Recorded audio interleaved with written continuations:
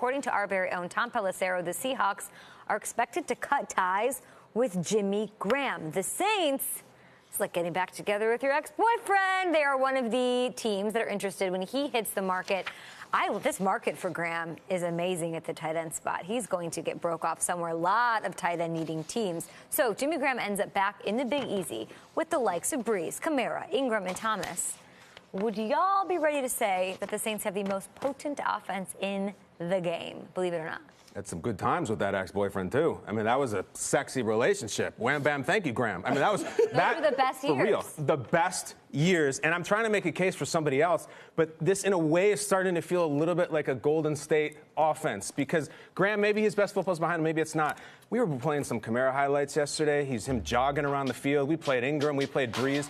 I'd love to make a case for maybe the Rams or the Patriots, or you can't count out the Packers, but I think the answer is yes. If you add him in the red zone, I think they're unstoppable. I do. You know, I liken this to what happened recently in the NBA, and that's Dwayne Wade going back to the Miami Heat. You know, he was received, and people went crazy. This is one of our legends coming back. And initially, he didn't come out and have an amazing game, but then the night that he tribute one of the guys who lost their lives in the shooting in Florida in the high school, he hit the game winner. So I think it's going to be Jimmy Graham. He'll have some moments where it looks like these young guys are moving around too fast for him and he'll have 5 catches for 60 yards. And then he'll have a game where he'll catch a heater and he'll get over 100, have a couple of touchdowns. Because we saw that last year in Seattle, where there's one game where he's not a big impact. And then there's a time where he went on that heater and he was like catching every touchdown every week, and he had like 8 or 9 in a row. So for me, it's going to be an occasional bump of success and statistics, but it's a tough offense to keep up with. Like you said, it is Golden State of the NFL. 10 receiving touchdowns just last year. Yeah, I'm going to just throw another one out there. Number.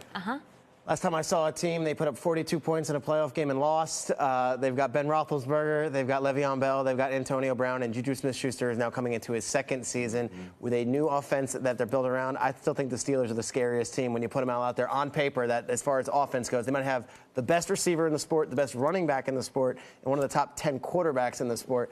Take that. I'll throw another one out there. When the Giants get Barkley, they're going to be one of the best in the league, too. How realistic is it that Jimmy Graham goes back? Did things end on good terms there? Yes, Okay. I think it's okay. I do think that when it comes down to it, money's going to talk for Jimmy Graham. There's going to be money out there for him. I'd like to see him in Chicago. Yeah? Yeah. You want everybody in Chicago, okay? Yeah. Yes, I do.